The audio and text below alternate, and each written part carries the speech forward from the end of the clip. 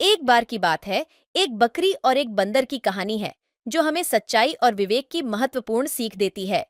गांव में एक बकरी रहती थी, जो बहुत ही समझदार और अपने काम की थी। वह दिन भर घास खाती और आराम से अपने बच्चों को पालती थी। उसके बच्चे भी संवेदनशील और सुशील थे। वे सब मिलकर बहुत ही खुश और सामाजिक जीवन गुजारते थे। उसी गांव में एक बंदर भी रहता था, जो केवल अपने मन की सुनता था और अपनी बात मनवाने के लिए बकरी का सहारा लेता था।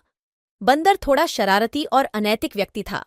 वह बकरी की भावनाओं को नहीं समझता था और कभी-कभी उसके साथ मजाक भी करता था। एक दिन बंदर ने बकरी को अपनी छाल में बुलाया और उससे कहा, अच्छी बात है कि तुम एक बकरी हो, क्योंकि तुम्हारे पास अपने बच्चे होते हैं। मैं एक अकेला बंदर हूं, मेरे पास कोई बच्चे नहीं हैं। बकरी ने बंदर की यह बात सुनी और उसकी आंखों में आंसू आ गए। उसने बंदर से कहा, बंदर भाई, तुम्हारे पास बच्चे नहीं होंगे, लेकिन तुम्हारी जिम्मेदारी है कि तुम अपने जीवन को सही तरीके से जियो।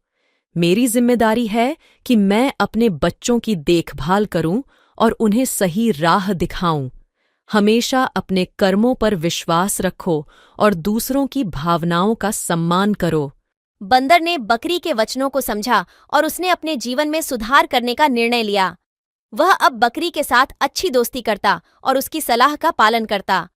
बंदर ने अपनी शरारतों पर नियंत्रण पाया और बकरी की समझदारी और न्यायप्रियता को माना। इस कहानी से हमें यह सीखने को मिलता है कि हमें सच्चाई, विवेक और दूसरों की भावनाओं का सम्मान करना चाहिए। बकरी और बंदर की इस आदर्श कहानी से हमें यह भी प्राप्त होता है कि हमें हमेशा अपने जीवन में उच्चतम मानकों की ओर बढ़ना चाहिए। Thank you for watching, like, share and subscribe.